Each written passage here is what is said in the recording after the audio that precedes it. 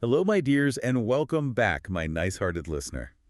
Oh, we have something so special for you today. We really do. We are focusing entirely on the gorgeous, the meticulous, the wonderful energy of Virgo. That's you, sun, moon, or rising. And we're not just talking about next week or next month. This is the big one. Oh, yeah. We've been looking at the long-term celestial movements, and they're defining your next, 30-year cycle.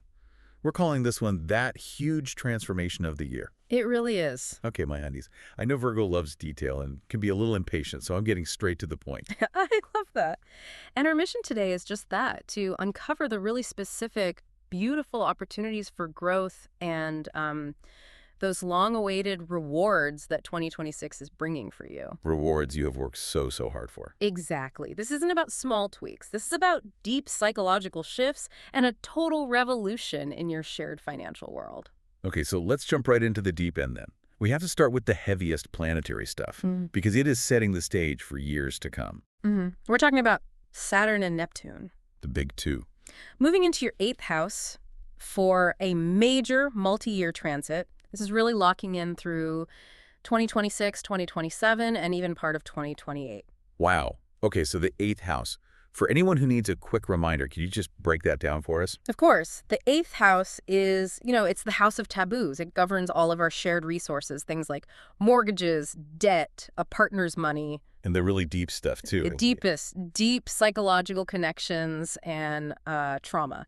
Now, you mix that with Saturn, which is all about structure and responsibility. Okay. And then you add Neptune, which brings healing and spirituality, but also a bit of confusion. It can dissolve things. So you have structure meeting dissolution in the house of debt and trauma. That sounds intense. It is. It's a huge mandate. And that's really the core question, isn't it? How do you, our Virgo listener, make sure this is about liberation and not just, emotional overwhelm or financial chaos? Right. How do you find the opportunity in that? Well, the biggest insight here is that any financial audit you do has to start with an emotional one. Ooh, I love that. This transit gives you the tools to finally address the subconscious stuff, the programming that's been running your relationship with shared money. So, if you have a deep down fear of not having enough. Exactly. A childhood fear of scarcity, or maybe this feeling that you just can't make money, that it's for other people.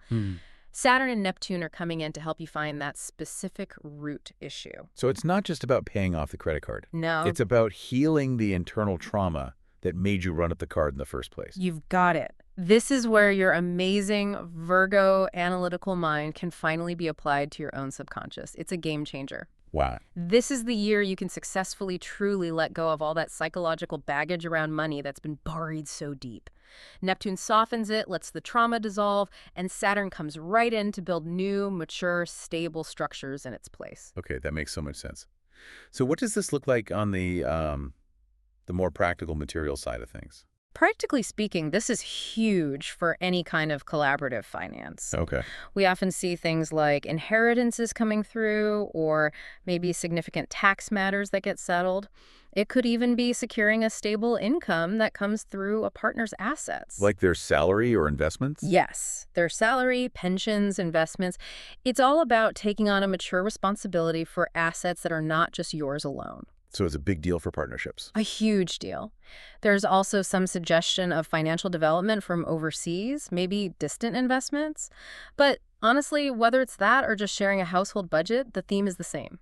You, Virgo, are becoming the responsible steward of communal wealth. Okay, my dear listener, this is where you have to lean into that famous, meticulous organizational skill you have. Yes. If you're getting a mortgage together or structuring a business partnership, you need to use those auditing instincts for a really serious purpose. Create clarity where there might have been confusion. Which brings us to an important warning. Because Virgo's high standards, they can sometimes tip over into, obsession or being overly critical. And with Neptune in the mix, there's a real warning about being financially manipulated. Because Neptune can blur the boundaries. It can make everything feel a bit foggy. So that critical Virgo eye, don't turn it inward on yourself this time. Use it externally. Exactly. Use it to vet people. Partners, advisors, and especially those fake gurus offering you a quick fix. Your homework from Saturn is to read the fine print. I see. So it's about demanding structure and transparency to avoid that codependency. Absolutely. This is about securing reliable, long-term assets, not chasing some idealistic dream that feels too good to be true. That is such a clear and useful distinction.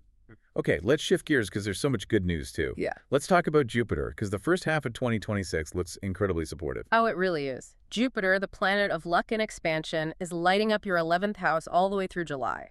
And the 11th house, that's our community, right? Social circles, friends. And money from your career. Yeah. And Jupiter here is really targeting that career money and the networks that support it. So what kind of tangible rewards are we talking about? This is phenomenal for real, measurable financial gains that are tied directly to your job performance. Yes. We are talking about the opportunity for a substantial bonus, a big promotion that elevates your status. Some well-deserved recognition. So well-deserved. It's the universe giving you that financial validation you've earned from years of hard work. But, and this is the real long-term gift. What? It's the expansion of your social and professional circle. Jupiter is making sure that the new people you meet now, especially the ones who align with your deeper goals, are going to become essential assets in like 2 or 3 years. Oh, that's amazing. So it's not just about making friends, it's about building a future support system. It's building your team of advocates. I love that. And, my nasty birds, I know sometimes you Virgos like to do everything by yourselves. That fierce self-reliance is your thing. It is. But the universe is practically screaming, you do not have to carry this load alone. Huh.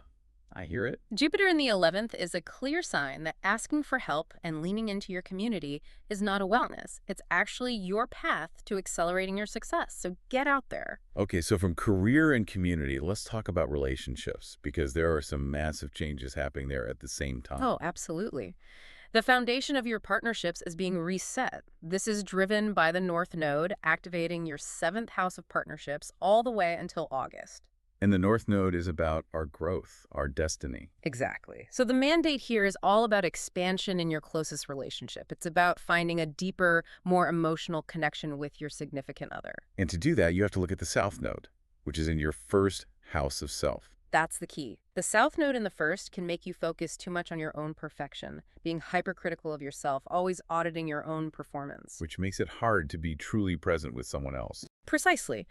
So the growth lesson for 2026 is to let go of that need for perfect self-control and instead focus on being emotionally open, vulnerable, and just accepting the beautiful messiness of a real, loving bond. Accepting your partner's imperfections and your own. Yes, that is the key that unlocks everything. And this is where it gets really interesting because this internal shift connects right back to that heavy psychological work we started with. It does. In the second half of the year, around July, Jupiter moves into your 12th house. Okay, the 12th house. So that's our subconscious, our hidden self. Things get very internal. Very internal, very introspective. Right. But here's the incredible part. Usually Jupiter in the 12th can be a bit slow, a bit watery, Yeah. a long period of reflection. Right. But this time, that placement combines with the Saturn-Neptune pressure in the 8th house, and it actually allows all that psychological transformation to happen faster. Faster and less emotionally draining. How does that work? It's because Jupiter moves into the sign of Leo, it brings all of that fire energy into your subconscious house. Fire cleanses quickly. It burns right through it. So instead of a slow emotional soak in old trauma, this gives you a focused, strategic acceleration. You get to apply your Virgo precision to a fast burn problem. It's like an intellectual detox. Wow, that is the ultimate cleanse. It really is. That Leo fire makes it so much easier to let go of old addictions and attachments. You can apply your meticulous focus to your mental and spiritual hygiene. So setting up a meditation practice or an emotional detox? Yes. You are turning your analytical mind inward to tackle these subconscious burdens, and the universe is giving you the fire to make sure you don't get stuck sifting through the ashes. That is just so powerful. Your analytical mind is finally getting to audit the back channels of your own psyche. Amazing. And this internal liberation just ripples outward, especially in your love life. Because after October, we see Lilith moving into your 5th house. The 5th house of romance, pleasure, creativity, our joy. Our joy. And Lilith has a way of unearthing our hidden desires, the things we've repressed. So this transit brings everything to the surface about what you truly find attractive. and what you really need to feel loved. Exactly. If you, my dear Virgo, have been holding on to some restrictive self-critical checklist for what a partner should be, Which, let's be honest, is a very Virgo thing to do. it is. Well, this is your time for total liberation from that. Right. It gives you a fresh perspective, freeing you from all those old self-imposed rules in love and dating. It's permission to just be playful and joyful in romance. It is an instruction to define pleasure completely on your own terms. What an incredible, incredible year. You are truly being rebuilt from the foundation up. It's just amazing. It really is. You have deep financial and emotional stabilization from that 8th house work, professional recognition from Jupiter, and then this profound relational maturity.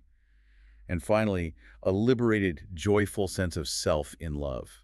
It is a total rebirth from the ashes into a new, stable, and incredibly powerful identity. You have the discipline of Saturn and the expansive luck of Jupiter working together just for you. So, my nice-hearted listener, as you move into this period, remember that the universe is giving you the power to organize everything. Your wealth, your relationships, your own mind.